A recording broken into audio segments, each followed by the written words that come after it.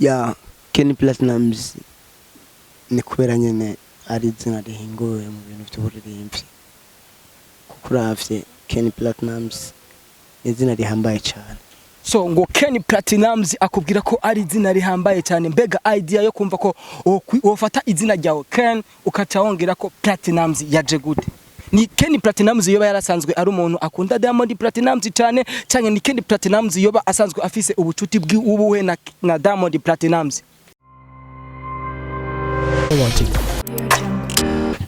Hey, salut les amis, nous vous saluons à ceux qui aiment Azwan TV partout où vous êtes. Tunawasalimu ndugu wapendwa wa Azwan TV mahali ambapo mulipo. On the mic we are together with Mr. Wiwe aka the big monster. The one on the camera is Mr. Krovji. Alors que je dis le meilleur réalisateur d'aujourd'hui c'est Mr. Krovji. Amakunzi ba Azwan TV nkuko mubizi ni Azwan TV avec Wiwe the big monster. Tubaye ibintu byiza, ibintu bishasha, ibintu biba biryoshe. Ino musi ngo tubafitiye amakuru ayahe. Ndeka twinjire ni vyinshi murazi ko mu Burundi hari umusari kwa Platnumz asanzwe afise visage nka Diamond Platnumz. Sino kwibeshera canke ngo ndakubeshe, urasanzwe umuzi ni mutamuzi niko kanya ugiye kubona icamamare gisanzwe giswa na Platnumz. Wiwe the big monster meje kumva ko muri kano kanya nyene tuvugana aho umusari Platnumz bamubonye yinjiye ahantu nyene mubona turi hinga twinjire turabe umuntu twobaza atwadresse neza na neza hama mwiyabire icamamare Platnumz. Cameraman Mr. Krovji. So abakunzi ba Azwan TV ntimudute nimurambirwe hinga ndabereke icamamare ndiko ndarondera reka ndarondere hama namwe ndabereke ico nabazani. Abakunzi ba Azwan TV murabizi ko na Azwan TV nukuri kwimana twamatuba amakuru meza, amakuru mutazoronka handi. Ico tubasaba ni kwama mugira vya bindi bituryohera, vya bindi biryoshe, vya bindi mugira nkaca numva nanje ndaruhutse, nkaca mera nkakana bashize kuri balansoire. Sibindi ni ibintu vyoroshe kandi bitagoye. Gira sabone, hamugire like na partage, utibagiye na commentaire. Hama Wiwe the big monster tubandanye dufatanye mu mugongo.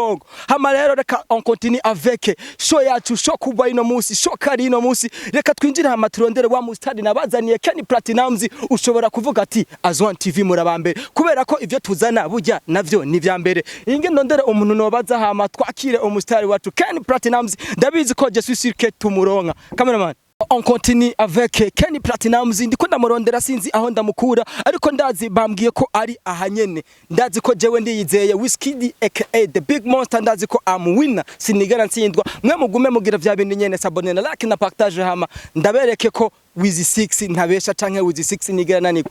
Oy ngwana fresh uko safi Neza kweli hama shwari fresh way. So hama nashaka ndakwibarize akantu gatoya, wowe usanzwe ukorera muri no service nyene? Je niho ndi kweli niho nibereye ego kweli umwanya wose. Okay, hama jewe nyene nitwa Wiwe the big monster, asanzwe dumuntu w'umujournaliste. Hama jewe muri kano kanya meje kumva ko hari umusari yitwa Platnumz.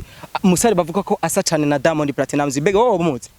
Je mbonye taxi yiciye ngaho oyurokije umustani asa na Diamond Platnumz, sinzi ko ariwe kweli murabira nkuko. Sawa, merci tuvuga ko ukoze cyane. Yego sasa. Hama natwe twitwa Azwan TV. Vuga Azwan TV. Azwan TV. Wibahe umtama. Nawe ubawe kabisa. Safi, so abakunzi ba Azwan TV hinge ndabereke cyacamamare mwantuma cyacamamare nabemerera aho mugomba muje mu bintu twita umunyenga. Abakunzi ba Azwan TV mugume ndabahe umunyenga ngoma ndabadodeshe ndabahe umudodo. Mr. Krovji viens.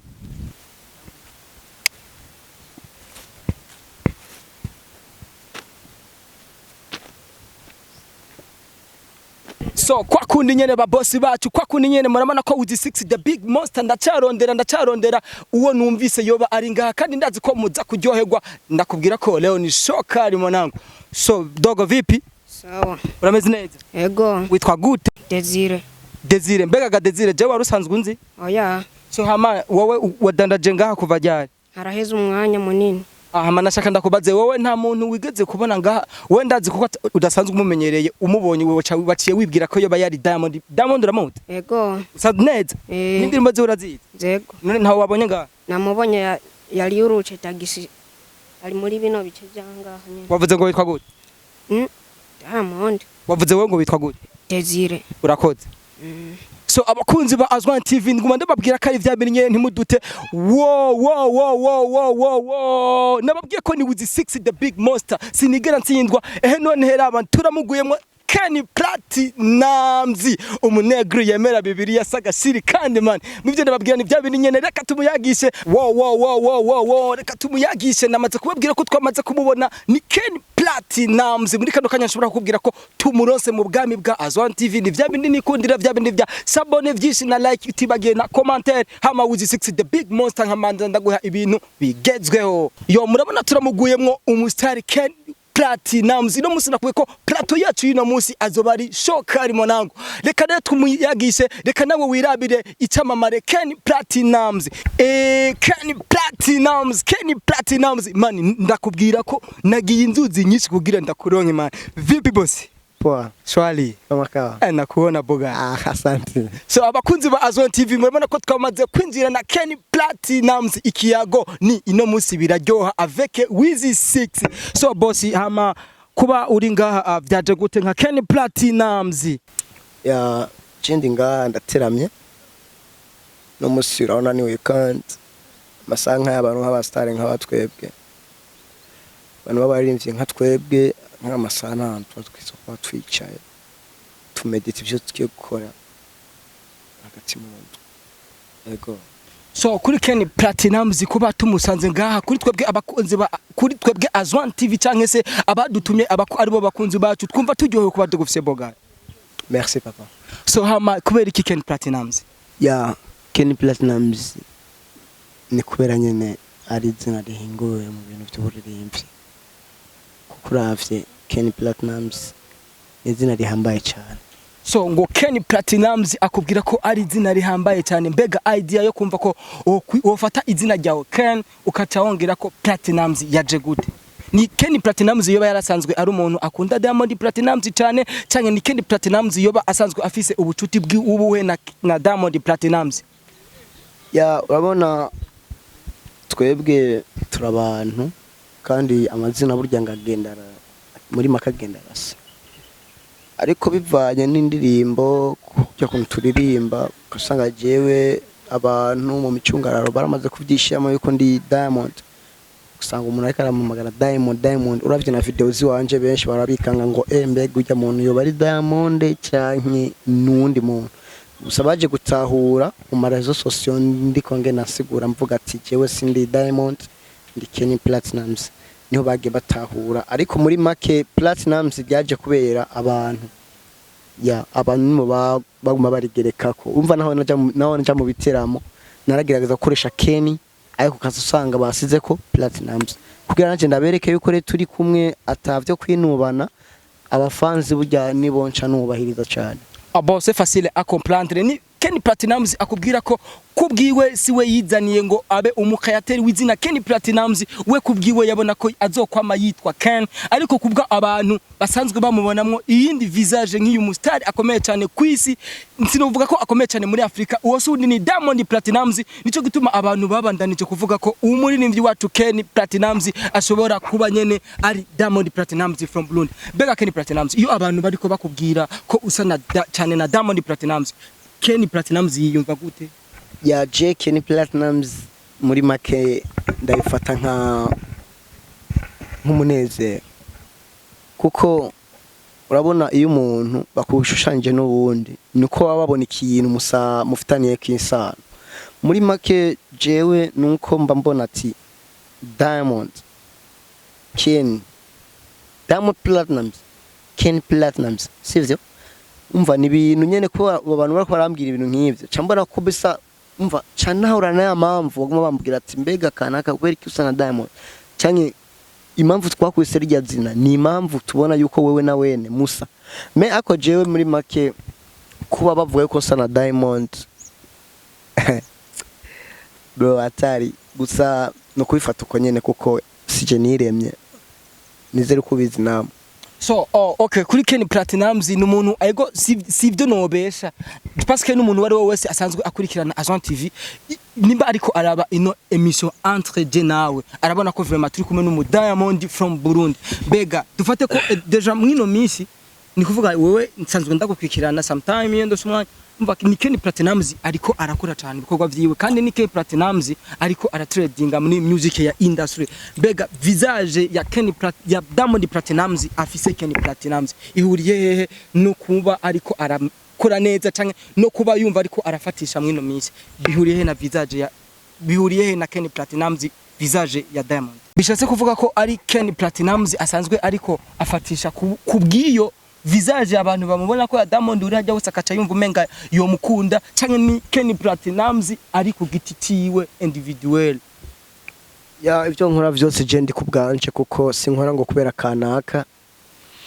ikindi kintu nashaka kubwira abantu jewe ndiko ndakora umuziki kandi impamvu ndiko ndabonekana mu bibuga cyane ndiko ndumvikana ku ma radio kubiki nuko ndiko ndakora ibikorwa mvuga ati birafise akamaro birafise inyungu ko umvirize n'indimo ziwanje n'indimo zifise message itomoye gusa turavye impamvu ndiko ndahitinga benshi baranyikanga ngo ndi Diamond nuravye indimo zanje ngo Diamond umva ndashaka gusanga no kuri commentaire muri YouTube yiwanje umuntu yanyandikiye ati ngo bro mbega upfa niki na Diamond abandi kazawuma ati bro wa Tanzania sana sana eti bro wewe wapi umva benshi bashaka kumenya ariko nanje kubera mvuga ati je nasanganywe don yo kuririmba cyo kuva kera nari umuririmbyi namwe nyene ibintu Imana itarashaka ko umenyekana biba bigoye gusa natwe turabishamo ingufu ku buryo tuvuga ati dukore ku buryo bajya abantu batwikeka batukanga bashaka ko tumenya batumenye biciye ku ma réseaux sociaux ku kazi kiwacu mateleviziyo atandukanye ibintu nk'ivyo yeah. So hama tuje mu gakesho ka TikTok gatoya are you ready? Yeah, I'm ready bro.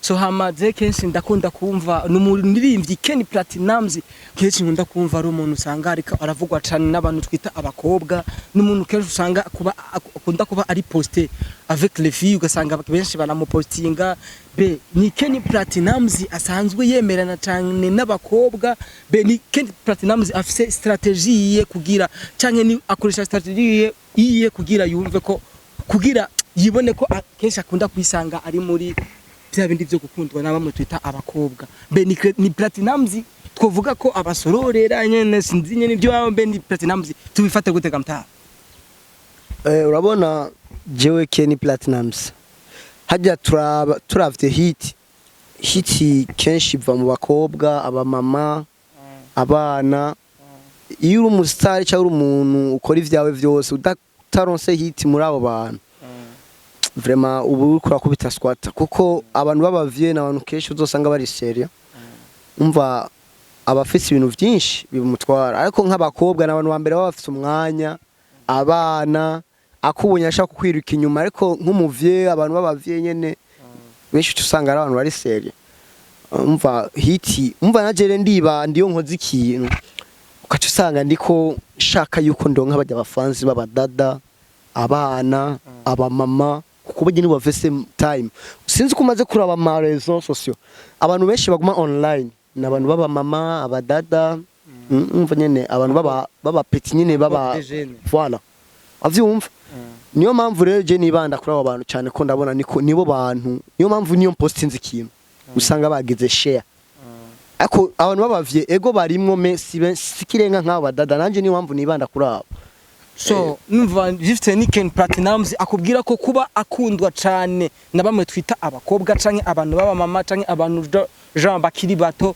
juste bihura na avec son travail ouais so okay hama kuri Ken Platnumz n'umurimbyi asanzwe akunda kugira siri jewe dufate jewe turavye nk'imirimo canke ibintu twamamwo Chindi umuntu kwanza nibanda kwanza kwiyumvira yuko jewe ejo no bandundi muntu bivanye nibikorwa ndiko ndakora nizere kuvyo maze guposta bijya kuri je mbona umengo nubusa kandi hajya nizere ko sinari bwanatangure bya kubera hari ikintu ukoroka avuga ati je ngoma ndabe ya don yanje ko ari don me kuvyo maze guprepara ndimo kurekura nizere yuko bizoba ari kirenga bizotuma n'umwana kivuka yifuza kumenya Ken Platnumz kabisa so abakunzi ba Azwan TV abakunzi ba Wizi 6 the big monster abakunzi ba Kenny Platnumz ni Kenny Platnumz turi kumwe ni Kenny Platnumz akubwira ko ubu ivyo arimwo ni ibi dasanzwe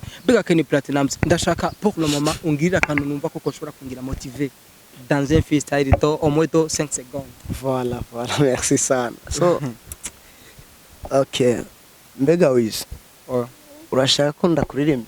Yanuma ndabishaka cyane sinje nyine ndabishaka kubera ko ino munsi ndabizi ko kuba turi kumwe je nawe abakunzi ba Azwan TV no munsi ndazi ko ngira bose bamaze no kwambara ibirato n'amashesheti bagomba batambe parce que nous sommes ensemble avec Diamond Platnumz di Burundi naamka asubuhi sijui nitakula nini, ni balatu mtaani majirani wanioni, kulia kusoto kwangu sina kitu mfukoni, mimi nabaki peke yangu sionekani, so naitwa Kenny kwetu Kenny siri, nashanga kuna wengi wanata zangu siri, maisha yangu down ila nataka ni fight paka wengi wachita. Okay, so this Kenny Platnumz for the here sawa niko hapa. Wow, so cool bro, asante. Naweza man, asante sana kuri kusetara ngiyo ni ibintu twavukanye, burya ikintu utavukanye ugihatirije usanga uri kurakora amakosa. So abakunzi ba Azwan TV murako ko ivyo nababwiye no munsi nababwiye nugutamba, leo ni fire, ni Wizi 6 the big monster ndakubwira ko ino munsi turatsa umuriro. So mbega kuri Kenny Platnumz asanzwe agira iyo style imwe canke aragira n'izindi style?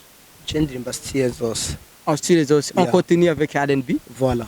Mbega Wizi urashaka ko ndakuririmbe? Yanuma ndabishaka cyane sinje nyine ndabishaka kubera ko ino munsi ndabizi ko kuba turi kumwe je nawe abakunzi ba Azwan TV no munsi ndazi ko ngira bose bamaze no kwambara ibirato n'amashesheti bagomba batambe parce que nous sommes ensemble avec Diamond Platnumz di Burundi naamka asubuhi sijui nitakula nini, ni balatu mtaani majirani wanioni, kulia kusoto kwangu sina kitu mfukoni, mimi nabaki peke yangu sionekani, so naitwa Kenny kwetu Kenny siri, nashanga kuna wengi wanata zangu siri, maisha yangu down ila nataka ni fight paka wengi wachita. Okay, so this Kenny Platnumz for the here sawa niko hapa. Wow, so cool bro, asante. Naweza man, asante sana kuri kusetara ngiyo ni ibintu twavukanye, burya ikintu utavukanye ugihatirije usanga uri kurakora amakosa. So abakunzi ba Azwan TV murako ko ivyo nababwiye no munsi nababwiye nugutamba, leo ni fire, ni Wizi 6 the big monster ndakubwira ko ino munsi turatsa umuriro. So mbega kuri Kenny Platnumz asanzwe agira iyo style imwe canke aragira n'izindi style? Ndirimba style zose. Style zose. On continue avec R&B. Voilà. Mama sinari ndabizi yo kuri nyenyeri zisumba zose, mama sinari ndabizi ubu niho ndiko mbona inyungu zawe, I'm telling you I love you mama forever, ikibura nikiboneke ni nyina umuntu mama. Wow. YouTube izo ndirimbo zose zirimo. Yo, so muri make izo ndirimbo zanje zose kuri YouTube. So mbega ni Kenny Platnumz asanzwe afise mama? Yego.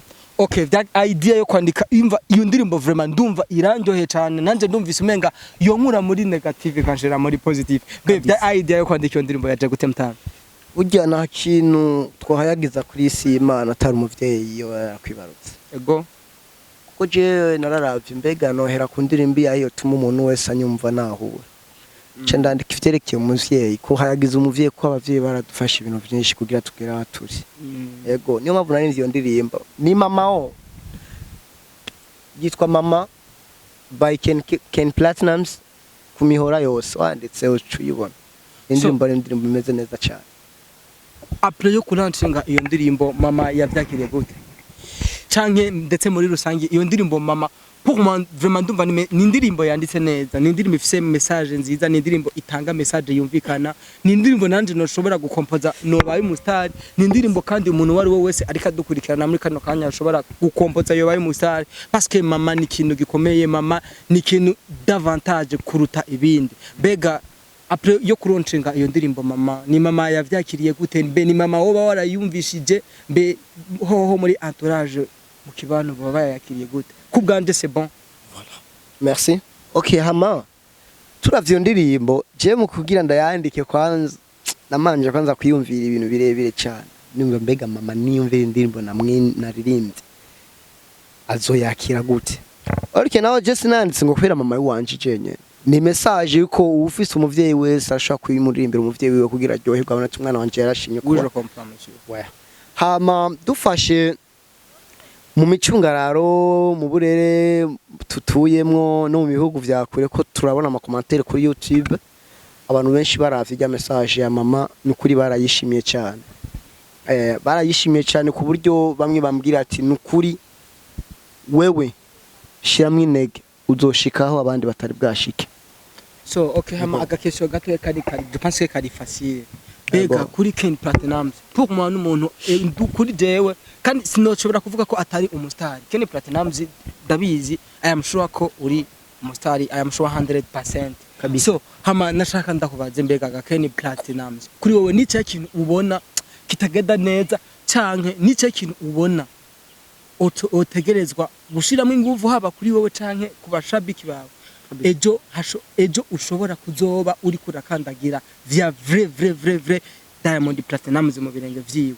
Urabona hari ibindi bibazo twebwe twa dukwiye gutura Imana Ego kuko nka je sinotegura ejo ntazi vy'Imana nteguri.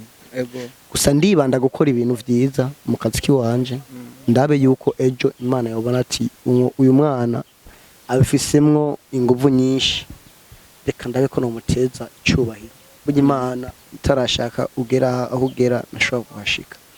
Niyo mpamvu navuze ati jewe ibikorwa byanje byose ndabiha Imana ndiko ndandika indirimbo ndamanza gusenga umva muri make ciye ivyo nkora byose ndabiha Imana kuko Imana nivuga ati mwana ndahezagiye ukacutera imbere ariko nanje ndashiramo inguvu kubera ngo Imana ifashe wifashije sinoca n'icana ngo byose ni Imana gusa ndashiramo ubumenyi bwanje ariko imbere yo gukora ivyo nkora byose manza gusenga Imana ku buryo inshitsa aho nshaka cyewe.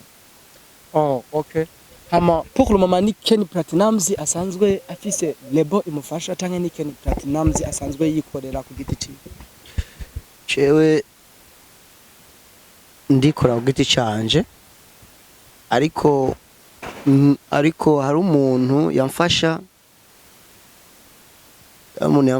kandi nizere yuko ari warongoye iyi TV Azwan yaramfasha ariko bivanye n'ukuntu ubuzima buriko burahinduka umva yaciye aja mu bintu vya commerce byinshi byindi bice bimutwara arabize ariko muri jewe twarakoranye ni TV Azwan ubwa mbere twarakoranye na Azwan yaramfashije unashima mbere mamao niwe yari management kijagiye niwe yari management narakoze indirimbo yarakoze video vraiment ni mwubaho Azwan Sele ahari hose cyubahiro ni gwiwe kubera je yaramfashije kandi n'ubu ndiko ndatera intambwe biboneka yuko ukuboko kwiwe kwari umugisha iwanje ego vraiment management ntayo mfise me gusa barigeze kumfasha bivanye n'ukuntu umutima wabo mwiza naje uko nabisavye nigenje neza ariko baho ngeze nanje ndiko ndifasha ivyo nshoboye ariko si kuvuga ati ngo habonetse uwo mfasha ngo no muhakana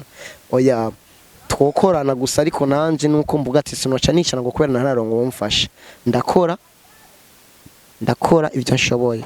Okay, ndumva abakunzi ba Azwan TV Ken Platnumz numva ko ari umwana yarezwe rukristo n'umwana yarezwe runtu sobora kubabwira ko Ken Platnumz muyaze parce que nanundi muntu wo kwivuza ko mwo yaga nawe hama Ken Platnumz ni kihe kintu ubona ko uriko urategura cyane kizotuma abakunzi bawe baba motive ejo haza. Ndafise indirimbo nyinshi nanditse ndiko ndaprepara ikintu cyitwa igikogwa kitari byicarikwe umva naho umuntu yoshaka kugikandamiza bitokunda kubera hari ikintu ushobora kuvuga ati iki kintu ndiko ndakibanirako ariko ku mutima ukavuga ati nukuri ndiko ndarengana kubivaye n'igikogwa ndiko muri make abantu bankurikirana jewe cyangwa bajya abantu bavuga ati twebwe turabafanzi ba Ken Platnumz nukuri nibacika intege kuko jewe ngira ndekuri ibintu bitandukanye n'ibindi bizotuma n'igihugu kimpamagara apana ikici wacu ibindi bihugu mbanye bizovuga ati bya muntu turamukeneye kandi kubw'Imana nizere yuko bizobuko nyene ko ndabisengera Yego. Yego. So abakunzi ba Ken Platnumz ni Ken Platnumz akubwira ko niyicaye ibikorwa biri kuziko ibikorwa biri ku mashigano umwanya n'umwanya akabarurira. So Ken Platnumz birangiye cyane kuba tuyaze nawe. Merci beaucoup mon frère. Je pense que neje tugukeneye noneho muri Azwan TV je pense kari wanye. Vraiment ni muhira cyane kandi ndi muri make ndisansura kandi ukundi ko ndafata ma interview ya Azwan ne different zindi vraiment kuko ndisanzuye ni nka kujya umwana muhira arakora ivyo ashaka kandi jewe Azwan vraiment haja bro. Asante tu sana. So ni kintu akajambo ushobora kubwira abakunzi bawe muri rusangi canke abakunzi ba Azwan TV kuri Ken Platnumz? Abafanzi n'abakurikirana TV Azwan ni mukore kwanza icyo bita share, comment, subscribe, mbo dukora ibintu bituvuye ku mutima kandi ikintu nashaka kubabwira dukundane. Nitwifuze guteza imbere abanyamahanga natwe dukeneye gutera imbere. Twiteze imbere twebwe yite kwanza. Nitwabona twashitse amadoze dufasha abandi. Hama abantu ba Azwan mukomeze kudukurikirana, mukomeze guteza imbere Azwan nayi bateza imbere. Kujya nyina biwanje nanje mugumeko nizere yuko twese dukeneye gutera imbere kandi bituvuyeko. Dukura amaboko mu muzu atavy'insako atavyiki. Mbonye ko defu zo mamagara umpanure ntuzoje kumvuga mu bantu. So niryo terambere ry'igihugu.